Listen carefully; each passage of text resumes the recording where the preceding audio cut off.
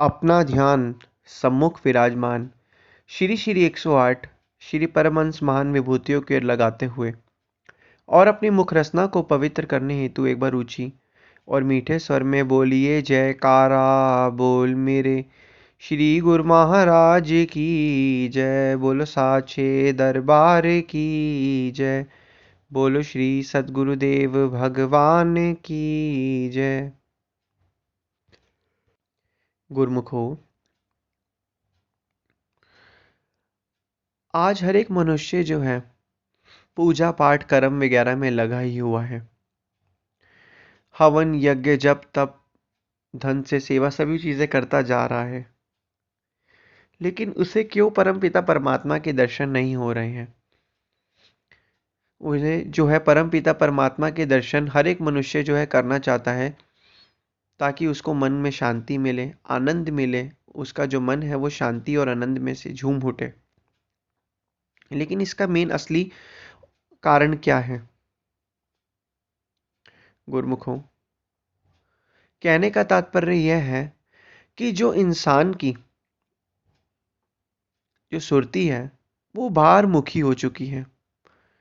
उस सुरती को जब तक हम अंतर्मुखी नहीं करेंगे तब तक हमें जो है श्री सद्गुरुदेव महाराज जी का ध्यान नहीं मिलेगा। जीव के दिल के अंदर इतनी कामनाएं हैं, कामनाओं के इतने बीज डले हुए हैं, क्योंकि जब वो बीज पौधे बन के उगते हैं तो वह जीव को कामनाओं के जाल के अंदर फंसा देते हैं, और कामनाओं के जाल के कारण ही जीव के अंदर जो है कामनाएं भरी हुई हैं, और कामनाएं भरी होने के कारण श्री सद्गुरुदेव महाराज जी का वास उसके हृदय में नहीं होता। हृदय में तो वास तभी होगा ना जब वो हृदय खाली होगा। जब उसके अंदर पहले ही कामनाएं सारी भरी होंगी तो फिर तो उसके अंदर वास हो ही नहीं सकता। तो कहने का तात्पर्य यही है कि श्री सद्गुरुदेव महाराज जी के दर्शन दीदार को करने के लिए पहले हमें जो अपनी जो सुरती है, चित्त वृत्ति है, संसारी चीजों से हटा के अंतर्मुखी करनी होगी। जब हम चित्त वृत्ति को अंतर्मुखी करेंगे तब हम परमपिता परमात्मा के धीरे धीरे हमें दर्शन दीदार होते रहेंगे। मन जो है वो अपने आप ही झूम उठेगा और प्रफुल्लित होता रहेगा। श्री सद्गुरुदेव महाराज जी ने जो हम पर उपकार किए हैं, उन उपकारों का तो यह बदला हम कभी भी नहीं चुका सकते। ध्यान से अनुभव किया जाए, जितने भी हम कर्म करते हैं उसमें से कौन से कर्म ऐसे हैं जो हमारे निष्काम कर्म हैं। निष्काम कर्म करने से ही तो हमें परमपिता परमात्मा की प्राप्ति होती है। और जो सही कर्म होते हैं, आजकल तो वो सारी संसारी दुनिया सही कर्म करती जा रही है, लेकिन वो सारे अपने मन के ख्याल से कर रही है। नकारात्मक कर्म तो पहले ही पतनों की तरफ लेके जाते हैं। बाकी एक है निष्काम कर्म, क्योंकि निष्काम कर्म से ही परमपिता परमात्मा के दर्शन दीदार होते हैं और उनकी प्रसन्नता प्राप्त होती है। गुरुमुखो, जिस तरीके से एक मछली पानी के अंदर रहती है, पानी के अंदर रहते हुए किसी ने एक बार उससे एक प्रश्न पूछा कि मछली ने जब वो पानी के अंदर थी, किसी ने एक बार उससे प्रश्न पूछा। मछली ने उस पर आदमी को कहा, और उससे प्रश्न भी पूछा गया कि मुझे प्यास लग रही है। जब मछली ने उस आदमी से पूछा मुझे पानी चाहिए, और मछली खुद पानी के अंदर थी, उस आदमी ने कहा, अरे तुम पागल तो नहीं हो, तुम तो खुद ही पानी के अंदर हो, तो तुम्हें पानी की क्या जरूरत है, और तुम मेरे से पूछ रहे हो कि मुझे पानी पीना है। मछली ने कहा, ठीक है, तुमने सही कहा कि मैं पानी के अंदर हूं, लेकिन जब मुझे प्यास लगती है तो मैं उल्टी होके पानी को पीती हूँ।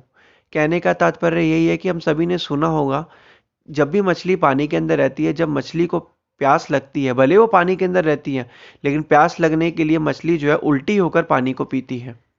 इसी प्रकार पानी जो है उसके अंदर जाता है।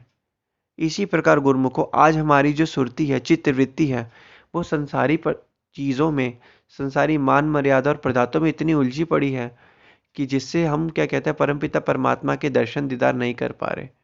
जैसे ही हम अपने मन की जो सुरती है, चित्त वृत्ति है, उसको बाहरी मुखी से अंतर्मुखी करेंगे, तभी हमें श्री सद्गुरुदेव महाराज जी के दर्शन दीदार होते रहेंगे। जिस तरीके से मछली उल्टी होकर पानी को पीती है तभी पानी उसके अंदर जाता है, इसी प्रकार हमें बाहर की चित्त वृत्तियों से अपने ध्यान को हटाकर अंदर आंतरिक चित्तवृत्तियों की ओर अपने ध्यान को लगाना है, जिससे हमारा जो मन है वो झूम उठे, प्रफुल्लित हो उठे और श्री सद्गुरुदेव महाराज जी के चरणों में लगे और परमपिता परमात्मा का दर्शन दीदार हमारे घट में ही हो। क्योंकि श्री सद्गुरुदेव महाराज जी का दर्शन दीदार जब हमारे घट में होगा तभी हम उनकी प्रसन्नता को प्राप्त कर पाएंगे और मन जो है हमारा तभी चरणों में लग पाएगा। तो इसलिए गुरुमुखो, जिस तरीके से मछली ने अपनी शरीर को उल्टा करके जब पानी पिया तभी पानी उसके अंदर गए, इसी प्रकार यही एक तरीका है परमपिता परमात्मा के भगवान के दर्शन करने का तरीका, कि अपनी सुरती को बाहरी मुखी से अंतर्मुखी कर लेना ही, सुरती को एकाग्र करके उन शब्द में लीन करना ही श्री सद्गुरुदेव महाराज जी के दर्शन को कर पाने का एकमात्र सरल साधन है। ये गुरुमुख हो तभी हो सकता है जब निरंतर अभ्यास करते रहेंगे। रोज हमें अभ्यास करना ही है, एक ही जगह एक ही स्थान पर बैठकर लगातार अगर हम ये अभ्यास करेंगे तो हमें एक ना एक दिन श्री सद्गुरुदेव महाराज जी के दर्शन दीदार जरूर होंगे। और यही चीज अगर हम लगातार करते रहेंगे तो श्री सद्गुरुदेव महाराज जी को भी लगेगा कि हमारे भगत कितनी लगातार मेहनत में लगे हुए हैं और दर्शन दीदार में लगे हुए हैं, तो वो हमें हमारी मेहनत का फल जरूर देंगे। लेकिन शर्त क्या है, हमें निष्काम भाव से कर्म करना है, फल की इच्छा नहीं रखनी, श्री सद्गुरुदेव महाराज जी की आज्ञा और मौज में चलना है। क्योंकि आज्ञा और मौज उन्होंने गुरुमुख को बार बार इसलिए कहा है ताकि जब भी हमारा जो मन की अवस्था है डावाडोल हुए, दुख में या सुख में, तो आज्ञा और मौज का जब हम एक शब्द बोलेंगे कि हम जो गुरु महाराज की आज्ञा और मौज, तो हमारा मन शांत हो जाता है और शांत मन ही भक्ति का प्रतीक है।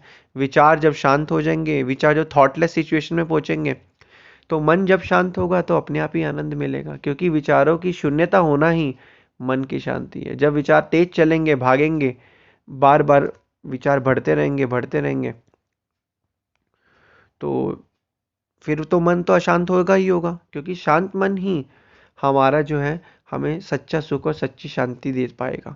तो इसलिए गुरुमुखों, पांचों नियम की पालना तो हमें करनी ही है, साथ साथ हमें रोज भजन अभ्यास के नियम को पक्का करना है। क्योंकि जितना जितना हम भजन अभ्यास के नियम पे अग्रसर होते रहेंगे उतना उतना हमारे मन को अंदर ही अंदर आराम और एक ठंडक मिलती रहेगी। जो ठंडक आप किसी भी दुनिया की जगह पर घूम लो, कोई भी सामान एकत्रित कर लो, कोई भी पैसा धन एकत्रित कर लो, कोई भी हीरे जवाहरात वगैरह एकत्रित कर लो, कोई भी मकान जायदाद वगैरह बना लो, जितनी भी चीज़ों को आप करो, लेकिन जो मन को शांति देने वाली चीज़ है, मन को आनंदित देने वाली चीज़ है, वो चीज़ तो हमें सिर्फ श्री सद्गुरुदेव महाराज जी के दर्शन दीदार ही हमें वो ठंडक दे सकते हैं। क्योंकि मन को एक ठंडक और एक आराम चाहिए। जो मन इतनी चीज़ों में बार बार उलझ जाता है, फंस जाता है, बिछुड़ जाता है, उसको वापस अपनी जगह पर लाना ही हमारा जीवन का सच्ची और असली जो है मकसद है। और वो मकसद कैसे पूरा होगा? वे श्री सद्गुरुदेव महाराज जी की जो हम नाम जाप को जपते रहेंगे, नाम जाप जपने से धीरे धीरे हमारा वो मकसद पूरा होता रहेगा। और जिस काम के लिए हम इन संसार में आए हैं, जो भगवान ने हमें श्वास रूप पूंजी देकर जो भेजा है, उस श्वास रूपी पूंजी से हमें श्री सद्गुरुदेव महाराज जी का ध्यान और नाम जपना है। यही सब चीज़ें अगर हम करते रहेंगे तो हम श्री सद्गुरुदेव महाराज जी की प्रसन्नता को प्राप्त करेंगे। बोलो जयकारा बोल मेरे श्री गुरु महाराज की जय। बोलो साचे दरबार की जय। बोलो श्री सद्गुरुदेव भगवान की जय।